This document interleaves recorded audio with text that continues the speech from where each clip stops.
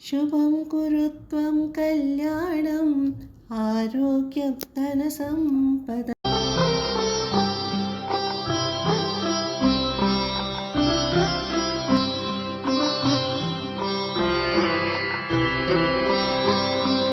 అందరికీ నమస్కారం అండి. నేను మీ జయ. యాత్రా విశేషాలకు స్వాగతం. ఈరోజు అయోధ్యలో బాలశ్రీరాముడి విగ్రహ ప్రాణప్రతిష్ఠ కదండి. అందుకని మా ఊరి గ్రామదేవత అమ్మవారి ఆలయంలో రాముల వారికి విశేషంగా పూజలు అర్చనలు జరుగుతున్నాయండి. అన్న సమారాధన కూడా ఉన్నదండి.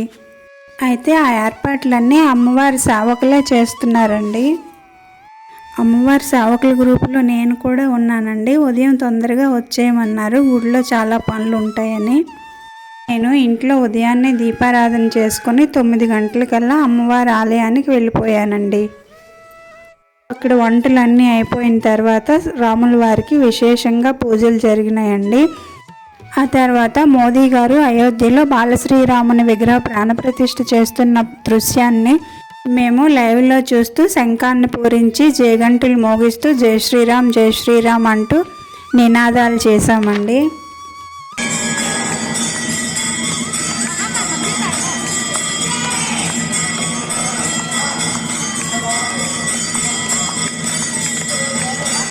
అయోధ్య రామజన్మభూమిలో శ్రీరాముల వారి ప్రాణప్రతిష్ఠ ఎంతటి అద్భుతమో కదండి. ఇది ఒక కళలాగా అనిపిస్తుంది. ఎన్నో సంవత్సరాలు మన కళ నెరవేరింది. నిజంగా ఆ శ్రీరామచంద్రమూర్తి వచ్చినట్టుగా సంబరాలు జరుపుకుంటున్నాము. హోమం జరిగిన తర్వాత అన్న సమారాధన చేసి మేము కూడా భోజనం చేసి ఇంటికి వచ్చేసరికి సాయంత్రం 4 అయిపోయిందండి. పట్టలేనంత సంతోషంగా ఉన్నదండి. ఇంక నేనైతే ఇంటికి రాగానే గుమ్మం కడిగి ముగ్గు పెట్టి ఇలా కలర్స్ వేసుకున్నానండి. దీపాలు వెలిగించడానికని పువ్వులు కూడా అలంకరించి పెట్టుకున్నాను. ఇంకా స్నానం చేసుకుని దేవుడి దగ్గర దీపారాధన చేసుకుని బయట వెలిగించడానికని ఇలా ప్రమిదలు రెడీ చేసుకుంటున్నానండి. 5 దీపాలే వెలిగించాలనేం లేదండి, ఎక్కువ కూడా వెలిగించుకోవచ్చు. కానీ నాకు అంత జాగా లేదండి, 5 దీపాలకు మాత్రమే ఉంది. అందుకని అన్నీ పెట్టుకున్నాను. ఇంకా నేను ఒక 5 తమలపాకుల మీద గంధంతో జై శ్రీరామ్ అని రాసుకొని భగవంతుడికి సమర్పించుకున్నానండి. అమ్మవారి గుడిలో దీపాలు వెలిగించడానికి 6 గంటలకు మళ్ళీ రమ్మన్నారండి. నేను గుడి నుంచి వచ్చి ముగ్గు పెట్టేసరికి 5 అయిపోయిందండి. అందుకే గబగబా చేస్తున్నాను.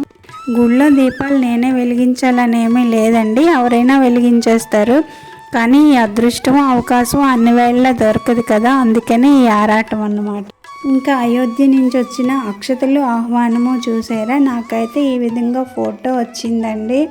అలాగే ఆహ్వాన పత్రిక కూడా వచ్చింది. విశ్వకే రామ్ భక్తంసే నివేదన్. ఇంక ఈ అక్షతల్ని మన ఇంట్లో బియ్యం కొద్దిగా తీసుకొని కొద్దిగా పసుపు వేసి శుభ్రంగా కలిపేసుకొని ఇంట్లో అందరి తల మీద వేసి నేను కూడా కొద్దిగా తల మీద వేసుకున్నానండి. ఇంక నేను బయట గుమ్మం దగ్గర ఇలా దీపాలు వెలిగించేసుకున్నానండి. నిజంగా త్రేతాయుగంలో శ్రీరాముల వారు అరణ్యవాసం చేసి తిరిగి అయోధ్యకి వచ్చిన సందర్భంగా దీపావళి చేసుకున్నారని విన్నాము. కానీ ఇప్పుడు ఆ బాలశ్రీరామచంద్రమూర్తి ప్రాణప్రతిష్ఠ సందర్భంగా చేసుకునే దీపావళి మన కళ్ళెదురుగా రాముల వారి ప్రతిష్ఠ జరుగుతున్నందువల్ల ఇదే నిజమైన దీపావళి అనిపిస్తుంది కదా. దీపావళి రోజు జరుపుకునే దీపావళికి ఇళ్లల్లోనే సందడిగా ఉంటుంది. కానీ ఈరోజు దేవాలయాల్లోనూ ఇళ్లల్లోనూ జరిగే సందడి చూస్తుంటే ఆ రామయ్య తండ్రి ప్రతి దేవాలయానికి ప్రతి ఇంటికి వచ్చి మన అందరి ఆతిథ్యం స్వీకరిస్తున్నట్లుగా ఉన్నదండి.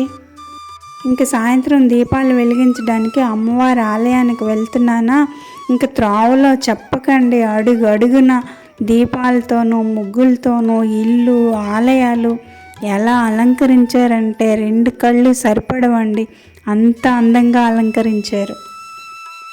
ఒక్క అమ్మవారి ఆలయమే కాదండి, ప్రతి దేవాలయము రామాలయం అన్నట్టుగానే శ్రీరాముల వారి ఫోటోలు విగ్రహాలు డెకోర్ చేసి దీపాలు వెలిగించి నిజంగానే దీపావళి మళ్ళీ వచ్చిందా జరుపుకున్నారా అన్నట్టుగా అనిపించిందండి.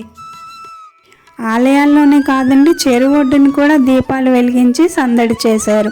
ఇంకా ఇంటి ముందల్లో అయితే మరి చెప్పనవసరం లేదు. ఇంకా త్రోవ అంతా శివాలయము, ఆంజనేయ స్వామి ఆలయము, రాములవారి ఆలయం ఇంకెక్కడ ఖాళీ లేకుండా దీపాలతో నింపేశారండి. మాటలతో చెప్పలేమండి. అవన్నీ మీకు ఇంకో వీడియో పెట్టేస్తాను, చూడండి. వీడియో ఎలా ఉందో కామెంట్ చేసి చెప్పండి. నచ్చితే లైక్ చేసి షేర్ చేయండి. ఇంకో మంచి వీడియోతో మళ్ళీ కలుద్దాం. అంతవరకు సెలవండి. బాయ్.